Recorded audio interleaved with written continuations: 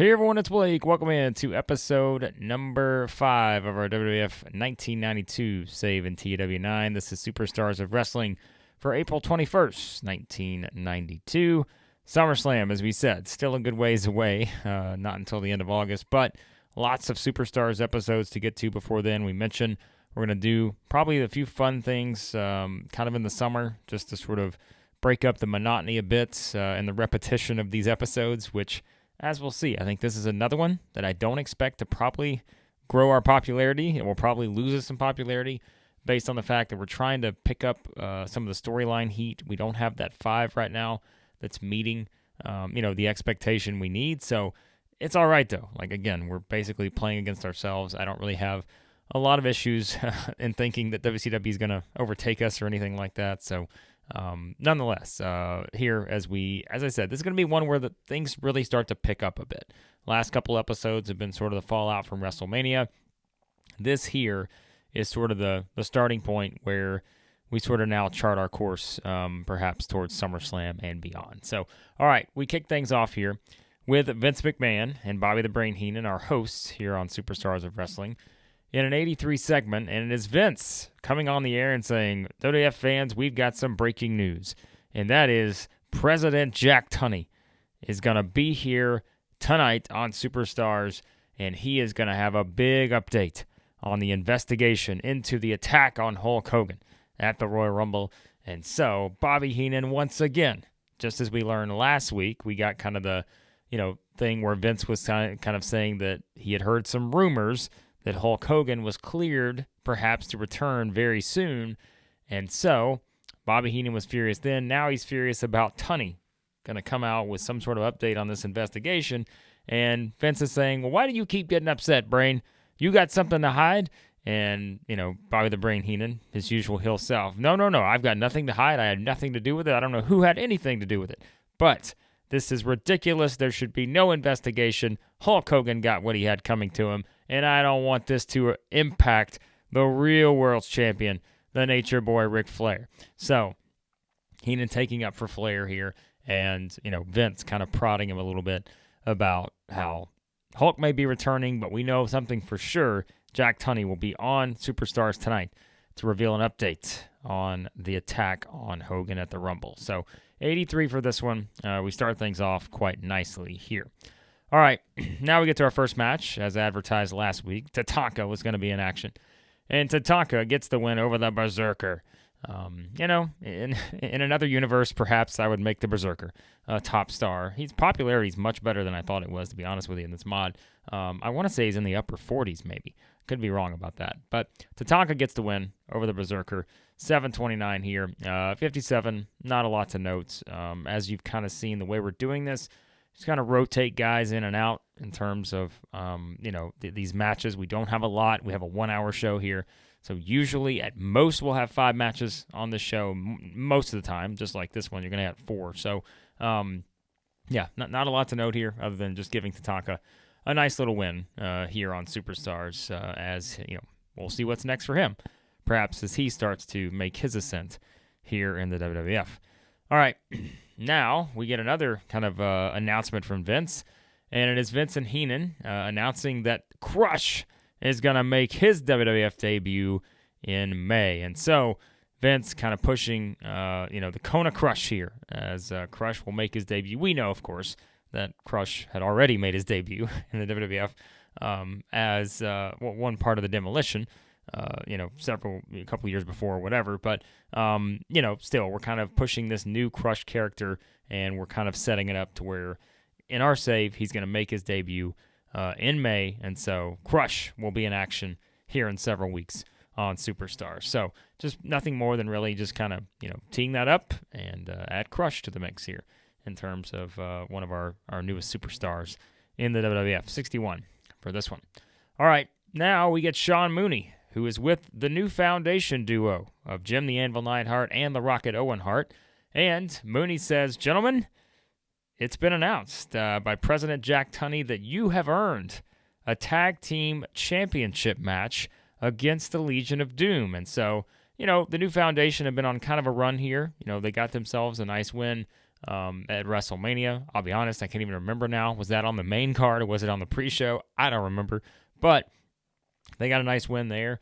They built up some momentum over the past several months, and so they're getting an opportunity at the Tag Team Championships. And so just kind of Mooney, getting their thoughts on it, and Neidhart basically saying, I've been a Tag Team Champion before, and now, he's going to team up with Owen Hart and let him show why he's also going to be, a Tag Team Champion here in the WWF as well. So just kind of pushing it that they're going to get their Tag Team title match against the Legion of Doom. Little babyface on babyface match here. We don't do that often right now in 1992, but yes, that is kind of something we're setting up, which of course is going to lead us into the Legion of Doom in action. We pushed that last week on Superstars. They're going to take on, speaking of tag team champions, two guys that have absolutely no chance of winning the tag team titles together, at least, or maybe ever. That is Barry Horowitz and Bob Bradley, which, by the way, Bradley got into a fight with someone before this show, and I'm trying to remember who it was now.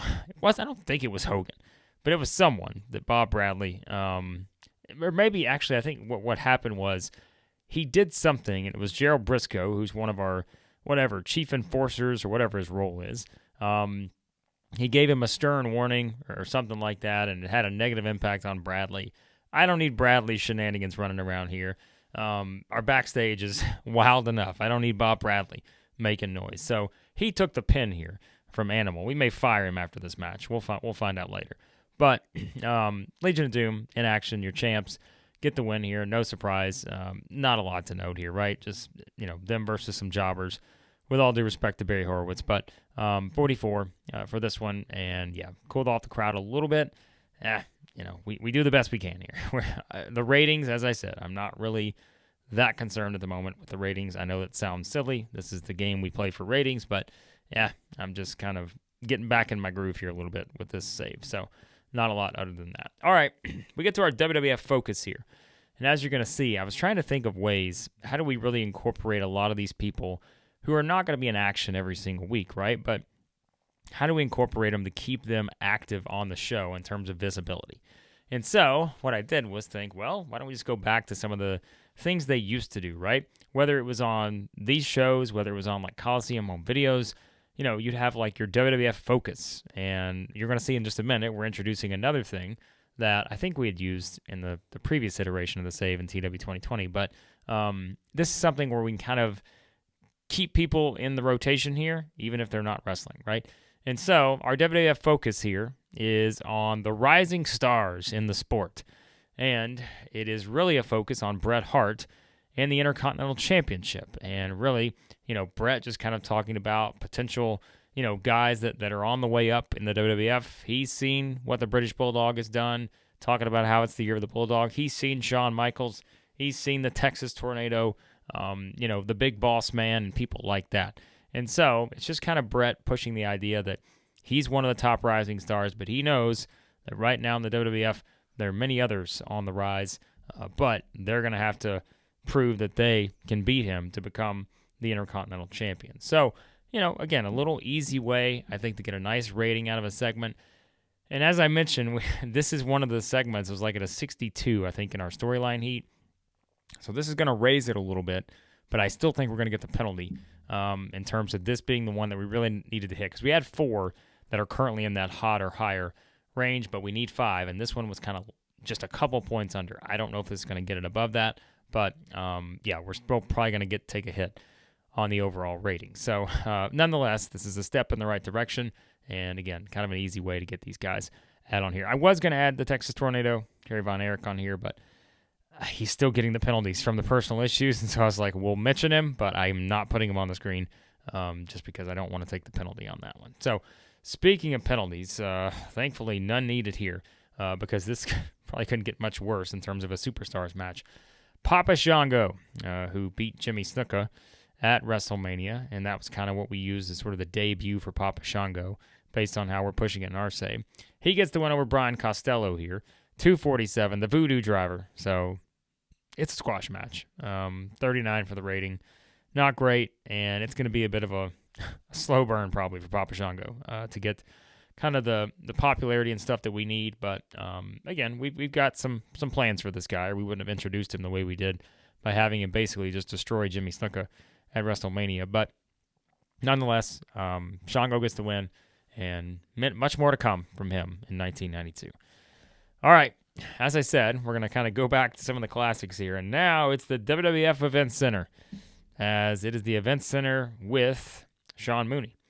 And it is kind of the theme of this Event Center is looking at the biggest questions for the top stars in the WWF right now. And so what we did was, hey, how can we fit all these guys in, right? These are guys that have been regular parts of the save.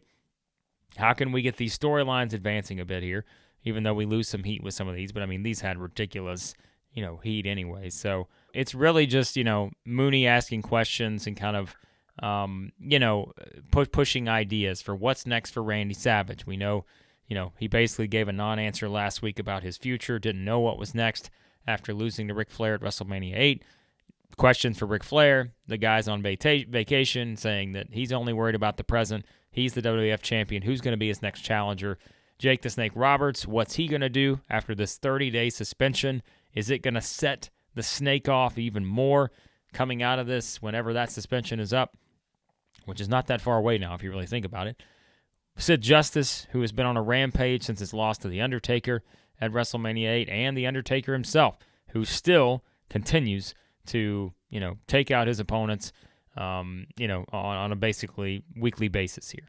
So just kind of tying that in, another way I thought just to get these guys on the show, but yet, knowing we're not going to have all these guys wrestle on Superstars in 1992 every single week. So this was just a fun way to do that, and we're kind of going to run with this theme a bit, especially during these summer months where, we've still got a bit of a ways to get to SummerSlam, and we're not needing to necessarily kickstart any feuds, or not any feuds, not kickstart all the feuds right now, so we can kind of wait a little bit on some of these. So I'm okay with this. I enjoy it. An 80 rating here, and I think we'll use this a lot more to kind of push some different things as well like this. So, all right.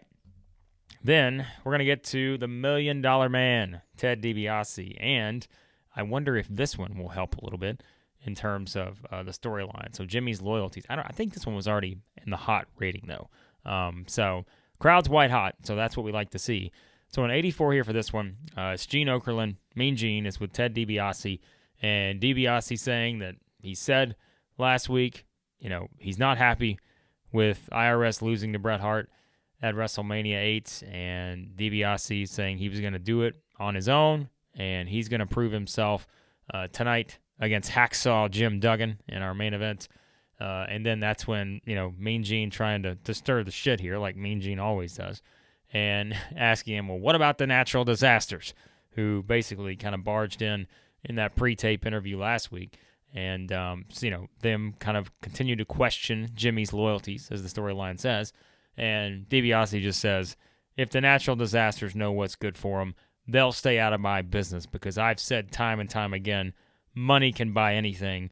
An earthquake and typhoon don't want to learn that the hard way. So DiBiase gives this nice little evil laugh, and he's out of there getting ready for our main event here on Superstar. So 84 here for this one. And in our main event, we'll take this. Hacksaw Jim Duggan match at 76. Are you kidding me? I'm okay with that. 76 here for this one, as it is the $1 Million Man, Ted DiBiase, getting the win over Hacksaw Jim Duggan in 10-15 via the countout. Now, we're not pinning Hacksaw, I can tell you that. How many pinfall losses did Hacksaw take in his, kind of this run of his WWF career? I probably less than a handful is my guess. But so we're kind of running with the theme that somehow DiBiase cheats here, and that causes Hacksaw to get counted out. So we're kind of, playing up the story that, once again, it's the $1 Million Man. He'll do whatever he needs to do. We did employ the creative finish here, so that helped the rating a little bit. Anytime the segment rating's higher than any of the in-ring performances, I'm perfectly fine with that. So, yeah, not a lot probably to note on this one. Some penalty for DiBiase, physical condition declining, those kind of things. But, we're still getting a knock for the commentary quality. This is a low experience of Vince and the Brain, but it was better than the other combinations we had to work with, so we'll just stick with that for now. But nonetheless, DiBiase gets the win, so Ted DiBiase in, a good mood here, right, coming out of this main event. Well, Now we get to the grand finale, which, no surprise, Jack Tunney looking dreadful in this segment. I could have left Tunny out of this, but I'm like, come on, I'm trying here. I'm trying to keep this realistic. Let's put Mr. President Jack Tunney in this thing. So Vince McMahon welcomes the president of the WWF. It is Jack Tunney, who comes out, and Tunney says, Vince, we have continued our thorough investigation into the attack on Hulk Hogan at the Royal Rumble. And Tunney brings up, we have been able to clear multiple people here in the WWF, multiple superstars who we know did not have a direct involvement with the attack on Mr. Hogan. And, of course, that list does include Ric Flair, who, if you go back to the previous iteration of our save, we had a big segment at the end of a Superstars where Tunney basically cleared Flair, saying that we had done our investigation into Ric Flair. He was not responsible for what went down. But Tunney says, we have now had a big breakthrough as he reveals some video surveillance. And yes, folks, I could not, overlook the opportunity to go back and present in your minds some grainy video surveillance footage from 1992. And just imagine in your heads how this looks. And so Vince just says, well, we're going to play the tape here. And it is Jack Tunney narrating this grainy black and white video surveillance footage from 1992. And what we see are the attackers, the guys who were responsible for taking out Hogan during his entrance when he came in at number 2 in the 1992 Royal Rumble. And we see people like the Warlord, Haku, the Barbarian. Who else was out there? I'm trying to remember. General Adnan, I think, was someone out there. Maybe Mustafa. Maybe the Mountie was out there. I'm trying to remember everyone who was involved. Don't worry, I'll get this fixed before, or I'll get that list updated before we actually get to the good stuff. But all the different guys, right? And we can see in this surveillance footage that these guys are all gathered around a door somewhere in the building, or somewhere outside the building, something like that. They're all gathered around a door, and however, we see all of them clearly listening to someone inside of that door. So there is someone there, and as Tunney is pointing out, we can see that all of these men are currently, listening and likely following the orders of someone inside of that room, is what Tunney is saying. However, he says there is no footage beyond that. That is the only footage that we have, is that someone was standing inside of that room giving these men some sort of direction. And we know, as Tunney says, that direction would lead to Hulk Hogan being taken out of the 1992 Royal Rumble and viciously attacked. He's now been out of action for nearly, 3 months here. And Tunney just saying it's all still unclear as to who was responsible for giving these men this direction to take out Mr. Hogan.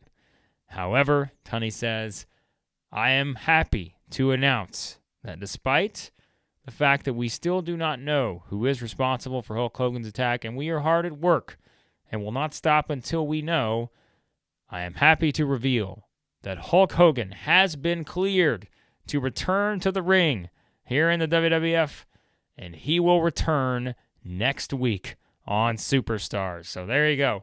Vince McMahon's excited. You see that smile there, and Vince is just thrilled at this. He's just through the roof. Bobby the Brain Heenan, you can imagine his reaction. Brain's just losing it over there. But Tunney has revealed that Hulk Hogan officially returns next week on Superstars, and we know, at least right now, we have some video surveillance footage. Clearly, there is a mastermind behind this whole attack, but we still don't know who it is. Perhaps we find out soon. 83 for this one. So that's how we wrap up this edition of Superstars. 75 for the overall rating here. So luckily, I was wrong about the storyline thing. So apparently we had enough of a boost from that Bret segment to be able to bring that one up to the 65 or higher. So now that gets our storylines back in to where they need to be. So we get a 75 here, still getting a little bit of a knock for the, storylines not being furthered in terms of the dramatic stakes. And look, honestly, part of that is intentional. Like, this is just the way we've set up these shows the past couple weeks.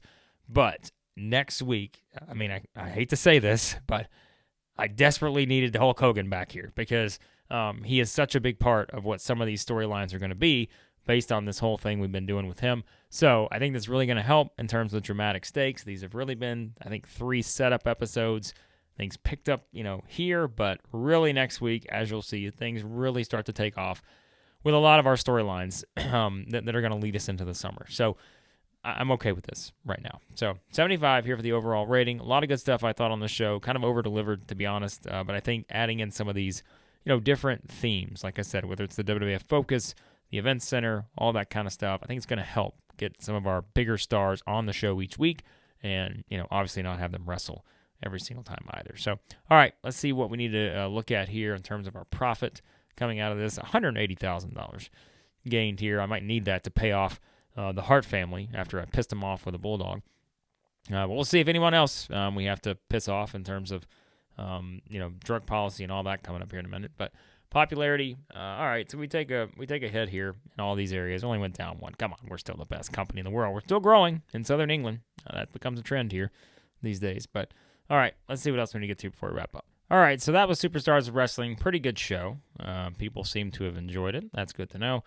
Anything here? Oh, my goodness. Are you kidding me? I just now saw this. I see the light bulb down here. Great. Someone else. Who's it going to be this time? It's probably going to be Bulldog again, isn't it? The year of the Bulldog is really off to a great start. He's going to get 2 hit. We're going to have to suspend the guy maybe this time around. What's Bret and the Hart family going to do with that? Who knows? Patriot and Jerry Lynn. Heated argument last night between those two. I'd like to bring in the Patriot at some point. Maybe in 94 or something. Wouldn't mind having the Patriot in little Del Wilkes action.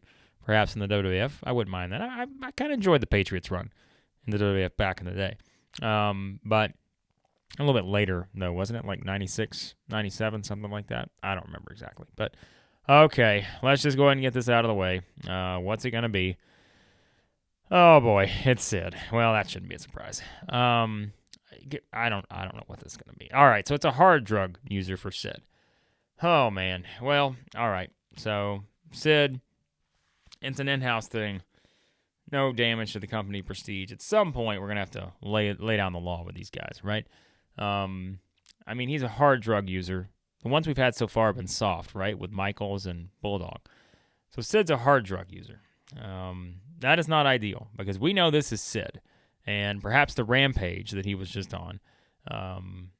Yeah, I mean, we could technically send him to rehab, I suppose.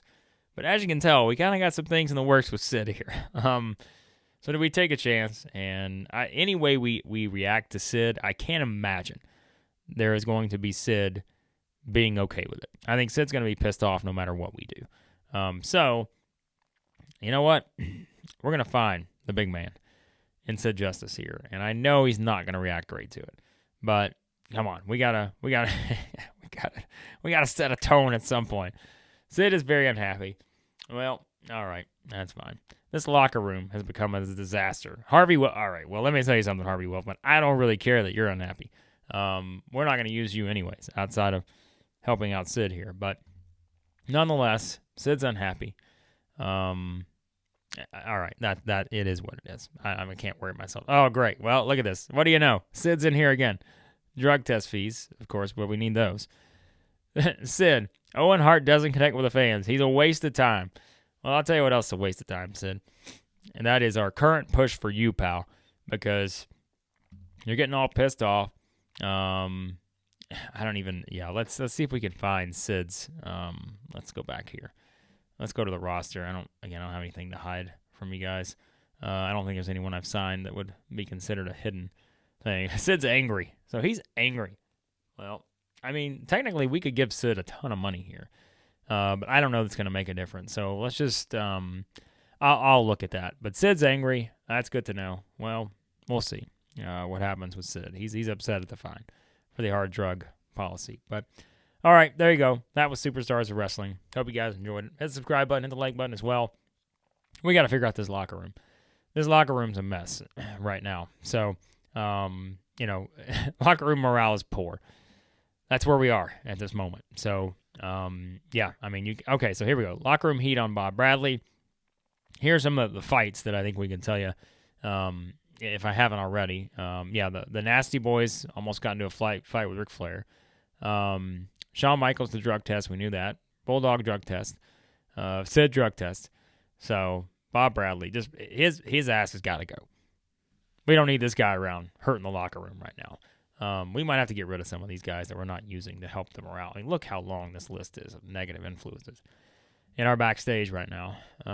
So Sid seems to be, of the bunch, he is the only one that is an extremely negative influence. Everyone else is mildly negative.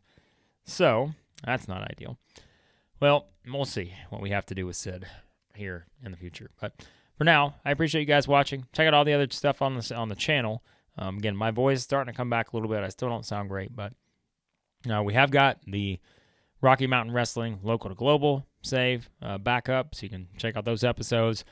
New episodes of WWF Invasion coming soon. I got some other, I think, fun series in the works here.